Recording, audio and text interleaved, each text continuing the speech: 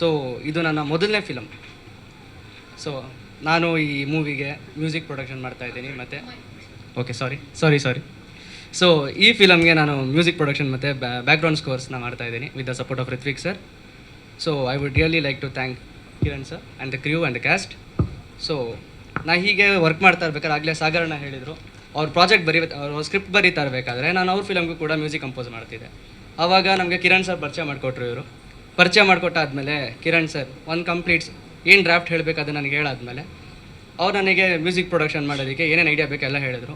So ಇದೊಂದು Indo Australian film ಆಗಿರೋದ್ರಿಂದ so ನಾನು ತುಂಬ ಸ್ಟಡಿ ಮಾಡಬೇಕಾಯಿತು. ಓಕೆ, ಆಸ್ಟ್ರೇಲಿಯನ್ ಟೈಪ್ ಮ್ಯೂಸಿಕ್ ಹೇಗಿದೆ, ಇಂಡಿಯನ್ ಸಿನಿಮಾ ಜೊತೆ ಹೇಗೆ ಬ್ಲೆಂಡ್ ಮಾಡೋದು.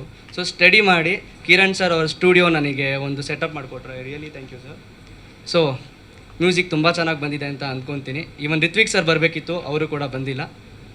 So I am really glad and thank you sir. ಈ ಸಿನಿಮಾದಲ್ಲಿ ನನ್ನ ಪಾತ್ರ line producer. So almost all ನನ್ನ ಸಿನಿಮಾದಲ್ಲಿ ಡೈರೆಕ್ಟರ್ ಆಗಿ, ಪ್ರೊಡ್ಯೂಸರ್ ಆಗಿ, so production manager, production designer ಆಗಿ ಕೆಲಸ ಮಾಡಿದ್ದೀನಿ.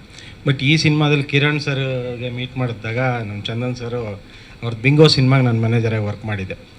ಆಮೇಲೆ ಅವರು ಕಿರಣ್ ಸರ್ ಈ ಥರ ಒಂದು ಸಿನಿಮಾ ಇದೆ, ನೀವು ಮಾಡಿಕೊಡ್ಬೇಕು ಅಂತ ಕೇಳಿದರು. ಆಯ್ತು ಸರ್ ಮಾಡಿಕೊಡೋಣ ಅಂತ ಹೇಳ್ಬಿಟ್ಟು ಹೋಗಿ ಕತೆ ಕೇಳಿದಾಗ ನನಗನ್ಸಿದ್ದು ವಿಶಿಷ್ಟ ಆಮೇಲೆ ವಿಭಿನ್ನವಾದಂಥ ಕಥಾಹಂದ್ರವನ್ನು ತೊಗೊಂಡಿದ್ರು ಅವರು. ಆಮೇಲೆ ಇದಕ್ಕೆ ಅಂತ ಲೊಕೇಶನ್ಗಳು ಸುಮಾರಷ್ಟು ಹುಡುಕಿದ್ವಿ. ಅವ್ರ ಪ್ಯಾಟ್ರನ್ ಹಂಗೇ ಬೇಕು, ಇದೇ ಥರ ಬೇಕು ಅಂದಾಗ ಲಾಸ್ಟಿಗೆ ಕಿರಣ್ ಸರ್ ಹೇಳಿದ್ದು, ಅಯ್ಯೋ ಈ ಬೇಡ ನಾವು ಸೆಟ್ ಹಾಕೋಣ ಅಂತ.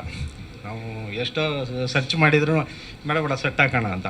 ಈಗ ನಾವು ಸೆಟ್ ಹಾಕೋಕ್ಕೆ ಹೋದರೂ 40-50 ಲಕ್ಷ ರೂಪಾಯಿ ಸೆಟ್ಗೆ ಆಗ್ತಾಯಿದೆ. ಸೊ ಆಲ್ಮೋಸ್ಟ್ ಆಲ್ ಅವ್ರ ಫ್ಯಾಷನ್ನು ಆಮೇಲೆ ಅವ್ರು ಏನು ಅಂದ್ಕೊಂಡಿದ್ದಾರೆ ಆ ವಿಷನ್ನಲ್ಲೇ ನಾನು ಶೂಟ್ ಮಾಡಬೇಕು ಅನ್ನೋ ಒಂದು ನಿರ್ಧಾರ ಅವ್ರದ್ದು. ಯಾವುದೇ ರೀತಿ ಕಾಂಪ್ರಮೈಸ್ ಇಲ್ದಂಗೆ ಈ ಸಿನಿಮಾ ಮಾಡ್ತೀನಿ ಅಂತೇಳಿ. ಬಟ್ ಸಿನಿಮಾ ದೊಡ್ಡ ಮಟ್ಟದ ಸಕ್ಸಸ್ ಅಂದರೂ ಅಂದರೆ ನಮ್ಮ ಒಂದು ಸಿನಿಮಾದಲ್ಲಿ ನಾವು ಜರ್ನಿ ಮಾಡಿದಾಗ ಈ ಕತೆ ಏನಾಗುತ್ತೆ, ಈ ಸಿನಿಮಾ ಏನಾಗುತ್ತೆ ಅನ್ನೋದು ಗೊತ್ತಾಗುತ್ತೆ. ಒಂದು 50% ಮಿಕ್ಕಿದ್ದು ನಿಮ್ಮ ಆಡಿಯನ್ಸು ಆಮೇಲೆ ನಿಮ್ಮ ಸಪೋರ್ಟ್ ಇನ್ಮೇಲೆ ನಿಂತಿರುತ್ತೆ. ಬಟ್ ಈ ಸಿನಿಮಾ ಅವರು ಹೇಳಿದ್ನಲ್ಲ, ಹೃದಯಗಳು ಮತ್ತು ಭಾವನೆಗಳ ಜೊತೆ ಹೊಂದಾಣಿಕೆ ಇರೋದ್ರಿಂದ ಪ್ರತಿಯೊಬ್ಬರ ಜೀವನನೂ ಆ ಸಿನಿಮಾದಲ್ಲಿ ಕಾಣುತ್ತೆ ಅನ್ನೋದು ನನ್ನ ಒಂದು ಮಾತು. ಅದ್ರ ಜೊತೆ ಮುಂದಿನ ದಿವಸದಲ್ಲಿ ಸಿನಿಮಾ ನೋಡಿದಾಗ ನಿಮಗೂ ಗೊತ್ತಾಗುತ್ತೆ. ಧನ್ಯವಾದಗಳು. ಸಪೋರ್ಟ್ ಇರಲಿ ಇಡೀ ನಮ್ಮ ಚಿತ್ರತಂಡದ ಮೇಲೆ. ನನ್ನ 5ನೇ cinema and this will be technically very brilliant movie present ಮಾಡಬೇಕು ಅಂತ ತುಂಬ ಪ್ಲ್ಯಾನ್ ಮಾಡಿದ್ದೀವಿ. And it's an Indo Australian movie ಆಗಿರೋದ್ರಿಂದ ನಿಮಗೆ ಹಾಲಿವುಡ್ ಲೆವೆಲ್ ಆಫ್ ವಿಜುವಲ್ಸ್ ಕೊಡಬೇಕು ಅನ್ನೋದೇ ಪ್ರಿಪ್ರೇಷನ್ ಆಗಿದೆ. ಆ್ಯಂಡ್ ಇವಾಗ ನಾನು ಜಾಸ್ತಿ ಮಾತಾಡೋದಕ್ಕಿಂತ probably once every shoot everything is done, ನೀವು ಸ್ಕ್ರೀನ್ ಮೇಲೆ ಏನು ನೋಡ್ತೀರಾ ಅದರಿಂದಾನೇ ನಾನು ಕೆಲಸ ಮಾತಾಡಲಿ ಅಂತ I wish. Pooja, I have had a more personal journey with Kiran and with the script. I have seen it go from just an idea, a thought, into the whole screenplay evolve. And I think it's Kiran's like telling stories is how he makes sense of life. So all his emotion, thoughts, experiences all have transformed the screenplay. You can see all of it in the screenplay. So and as the thought evolved, the story evolved, the family grew much larger, and we have a great team of all the cast and crew who have brought their creativity, passion, everything into the story. So I would really like to thank Kiran for making me a part of this. It's the most memorable memory I'll ever have. ನಾನು cinema ಮಾಡೋಕ್ಕೆ ಬಂದಾಗ ನನಗೆ ಇಲ್ಲಿ ಯಾರೂ ಗೊತ್ತಿರಲಿಲ್ಲ. ಅವತ್ತು ನನ್ನ ಜೊತೆ ನಿಂತ್ಕೊಂಡರೆ ನನ್ನ ಬ್ರದರ್ ಥರ ಚಂದನ್ ಸರ್. ಅವತ್ತಿಂದ ಪ್ರತಿಯೊಂದು ನನಗೆ ಹೇಳ್ಕೊಟ್ಕೊಂಡು ನನ್ನ ಜೊತೆ ಚೆನ್ನಾಗಿದ್ದಾರೆ. ಹಾಗೆ ಈ ಸಿನಿಮಾದಲ್ಲಿ ನನಗೆ ಮಾಡೋಕ್ಕೆ ಚಾನ್ಸ್ ಕೊಟ್ಟಂಥ ಕಿರಣ್ ಸರ್ ತುಂಬ ಥ್ಯಾಂಕ್ಸ್. ಸಿನಿಮಾ ಕತೆ ಹೇಳಿದಾಗ ನಂಗೆ ತುಂಬ ಇಷ್ಟ ಆಯಿತು, ಅದಕ್ಕೆ ಮಾಡೋಕ್ಕೆ ಒಪ್ಕೊಂಡೆ. ಹೃದಯಕ್ಕೆ ಧಕ್ಕೆ ಆದರೆ ಅದನ್ನು ಸರಿಪಡಿಸ್ಬೋದು, ಆದರೆ ಭಾವನೆಗಳಿಗೆ ಧಕ್ಕೆ ಆದಾಗ ತುಂಬ ಕಷ್ಟ. Love is not about the lust, it's lot of emotions. ನಮ್ಮ ಡಾಕ್ಟರ್ ಇನ್ನೂ ಆತ್ಮೀಯರಂತಹ ವಿಶ್ವವಿಖ್ಯಾತ ಕ್ರಿಕೆಟ್ ಪಟು ಜಾವಗಲ್ ಶ್ರೀನಾಥ್ ಅವರೇ, ಎಲ್ಲ ಇಲ್ಲಿ ಉಪಸ್ಥಿತಿರುವ ಎಲ್ಲ ಫಿಲಮ್ ಫೀಲ್ಡ್ನವರೇ, ನನಗೆ ಈಗ ಲಾಂಚ್ ಆಗಿ ಒಂದು ಸಿನಿಮಾ ಯಶಸ್ವಿ ಆಗಲಿ, ಇನ್ನೂ ನನ್ನ ಪುತ್ರ ಡಾಕ್ಟರ್ ಕಿರಣ್ ಶೇಖರ್ ಅವರು ಹೆಚ್ಚು ಹೆಚ್ಚು ಚಿತ್ರರಂಗದಲ್ಲಿ ಹೆಸರು ಮಾಡಲಿ ಅಂತೇಳಿ ಶುಭವನ್ನು ಕೋರುತ್ತೇನೆ.